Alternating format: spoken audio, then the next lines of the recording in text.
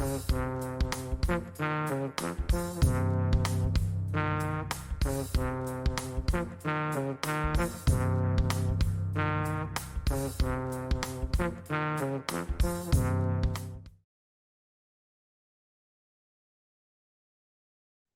you compare what I was before the program and after, it was so different. It was chalk and cheese. Mm. And I said, what happened? That was the question I had. And in trying to answer that question, then came my programs. Mm. The first program I started off with was, I called it In Your Hands. And it spoke to things that we do. I was saying, your life is in your hands. It's up to you what you do.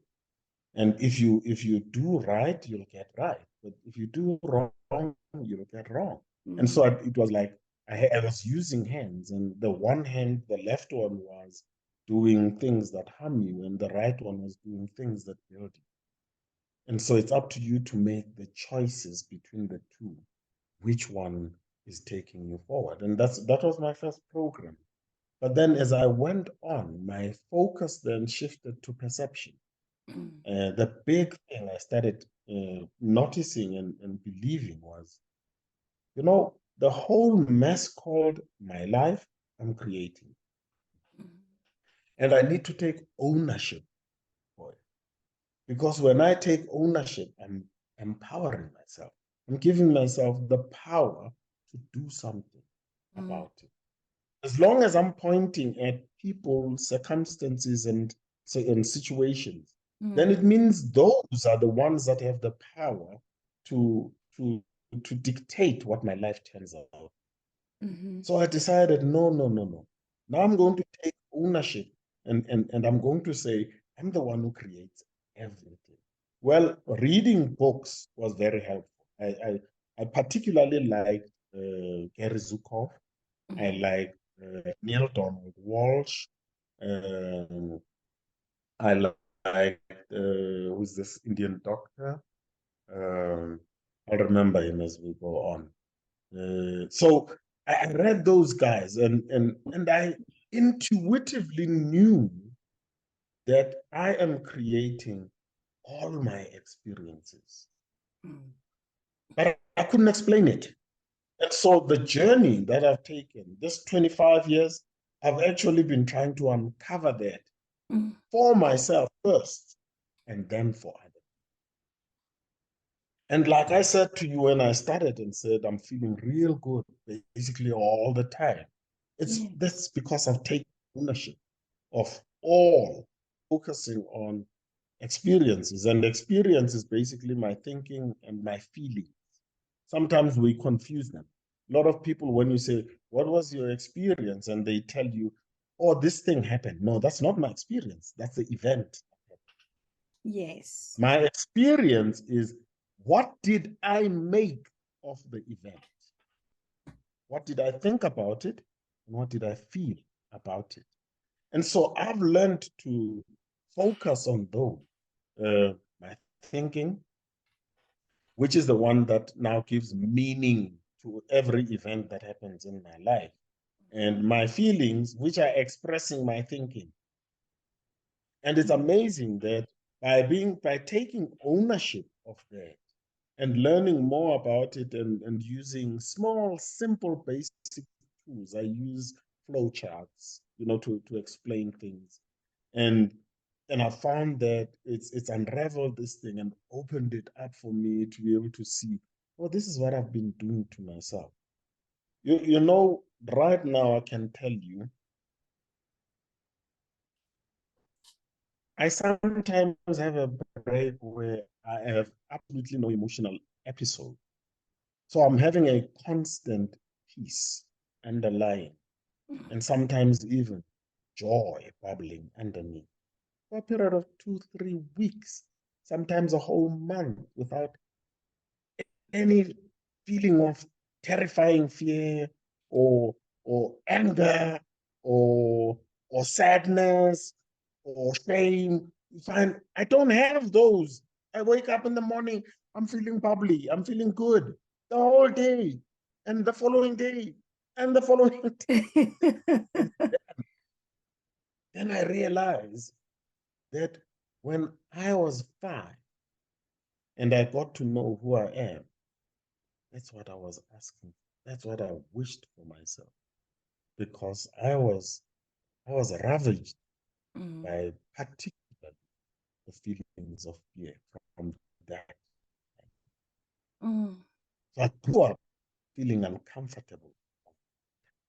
And it has taken, 25 years of hard work to get to a point where I really know what peace is. But the most exciting part is that now I'm sharing it with other people. Yes. Now I'm showing other people how to go about doing that. It's hard work. Again, the challenge is that quite a lot of times people come in and they say, I want to be peaceful.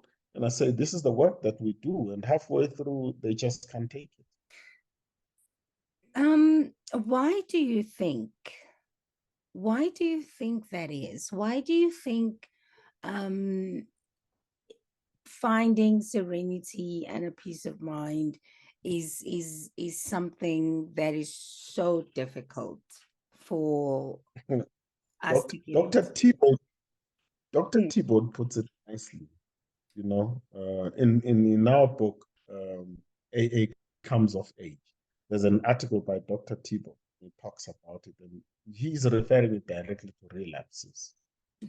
He says, ego has amazing recuperative powers. So what happens is when we hit rock bottom, the main thing that happens is ego is sort of cut down to size. And it's like it's lying flat and allows us to really work on ourselves. But then when we get sober and things seem to be right now, the family accepts you back, at work now that you're now getting even praises and bonuses and acknowledgement. If you're a young man, the girls are now looking at you, you're smelling fresh, you look good. Once those things happen and in the fellowship, it's also nice, we're enjoying ourselves. Ego says, oh, it's my time to get up again. And ego gets up in recovery. Okay. And there's a phenomenon we talk about in recovery. We call it the terrible twos. Have you ever heard of it? No. No. Okay. The terrible twos, if we really look at most people, first year, it's like the scare. Everybody, they're terrified, I'll lose my sobriety, and da, da, da, da, da, da. Okay. And then they go past the first year and they get into the second year. They regain their confidence, ego comes back. And now you will find them making judgments on old timers. One of the things they like doing, they'll say, I don't know how they speak this. Some of them are not even practicing the principles. Some of them are not even speaking the steps. So they now find fault in everybody. Now, I particularly like, and I know a lot about this because I'm from there too. and then they will go and study the traditions. Yes. And now to tell everybody about how everybody else is not doing the traditions, particularly the old times. Okay. Now, what has happened is they're in the phase called the terrible twos. Now, why the terrible twos? Think of your children. When they get to the age of 2, it is the stage where personality starts developing. And when personality, we're basically talking about ego, because they're now separating themselves from their parents, separating themselves from everything else, and they're gaining their own individuality. Basic statements that are said by 2-year-olds. No, I want. No, I don't want. And they keep repeating that. Why? Because it's part of their development. Okay. Now, so they are terrible. That's why we call them the terrible twos. But it's exactly the same thing that's happening to the terrible twos in the fellowship. They gain that stage where now they're growing and they're now feeding. Yeah, yeah. I'm in the fellowship, and when I speak, some people listen to me. And there are newcomers that are looking up to me. And so what is happening at that stage? Ego comes back.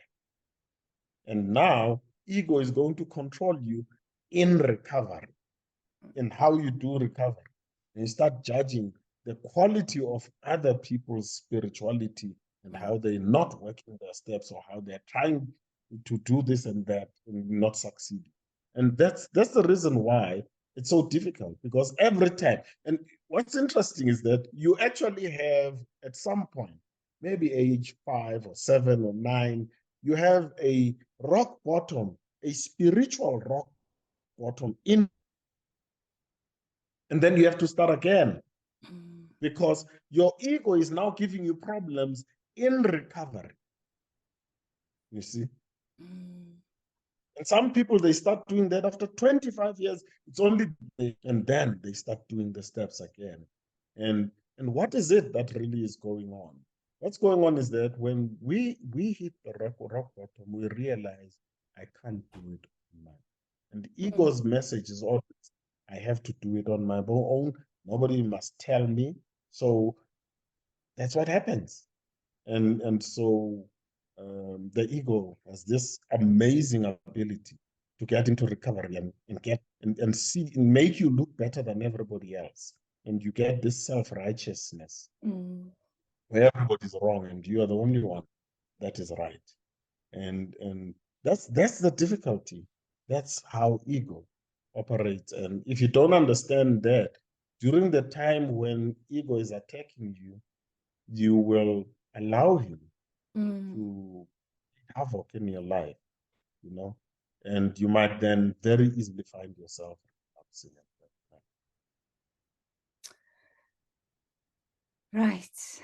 Wow. Okay. So I have experienced what you're talking about right now, and I have experienced it more than once, and I did an episode where I speak about complacency. I speak about not doing what is suggested in the program and what that leads to, and I've also did another episode where I talk about relapses, and I talk about addiction in general. So from your perspective, what would you tell somebody who has relapsed and is finding it difficult to come back and ask for help? What would you say to somebody like that if you ever bump into them? Well, I've bumped into a lot of them.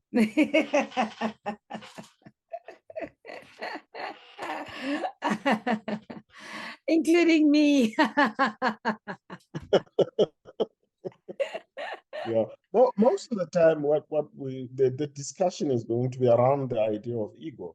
That what makes it difficult to go back and start again is your ego, because it tells you, oh, now you had this in the bag, and people think this, And I say to them, forget what people are thinking about you. It's none of your business. Just focus on what you need now. And when you've relapsed, the most important perspective you should have is that a relapse is not an end of your sobriety. It is another step, you know.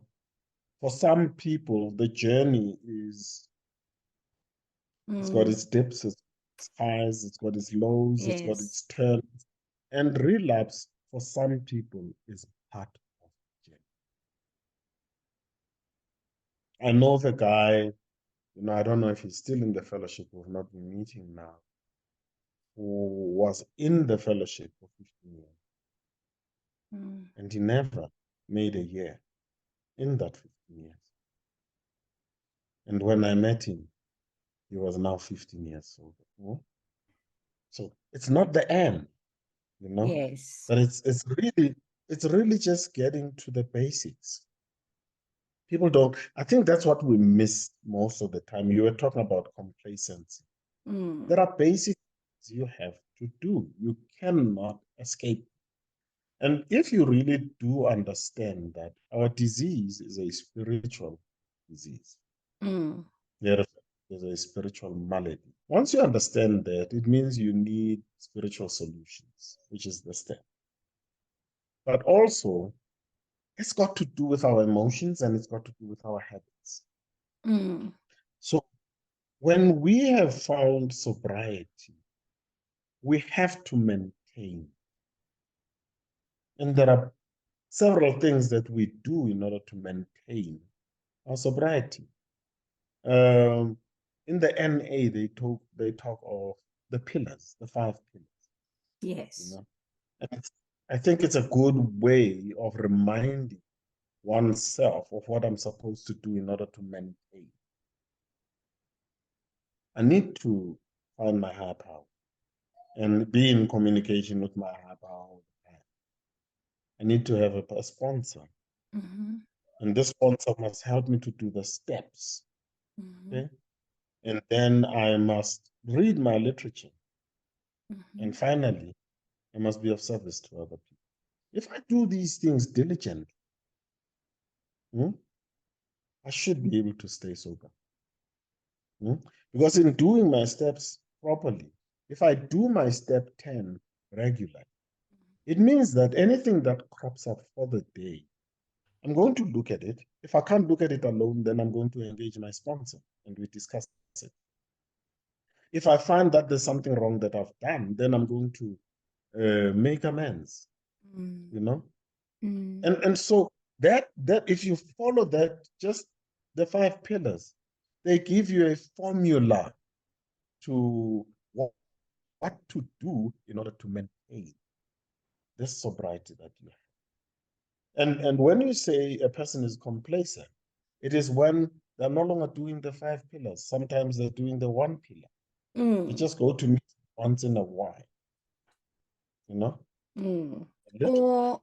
Or people have this idea that when you do fellowship and go to meetings and read literature and gain all of this knowledge of what is taught in the rooms, then you should be okay. And I think this point that you're raising now is quite important, because I have been looking at what it is that was missing in my recovery, that contributed to me dropping my guard, um and not following what is suggested should be followed.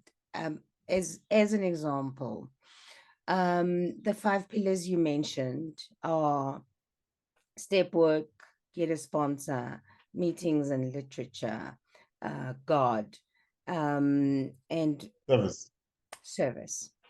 And when I came back into the rooms, I my I found a new sponsor, and those 2 items, you see, I even forgot service, my relationship with my higher power, and also the fact that I had some reservations that I was not aware of. And I went to a meeting that they were discussing reservations and how reservations can be detrimental to one's recovery. But it was, I wasn't doing enough service. Um, I was also literally taking my higher power for granted.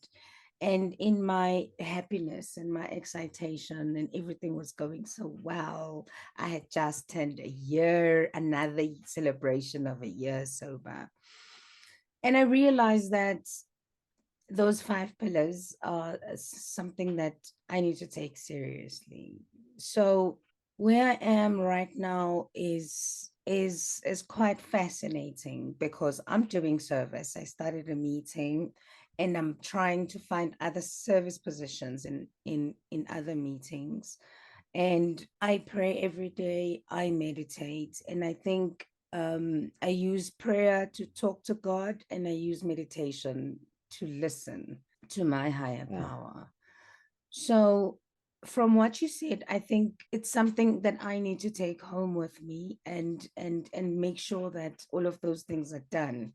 But I just want you to look at other points that you think are important that we need to stay sober and live on life's terms and appreciate life without alcohol. And I think the last time we were talking, you were telling me that I need to define my understanding of fun. Would you like to get into that and some relapse prevention tools that you may have for us, and anything else that you'd like to add?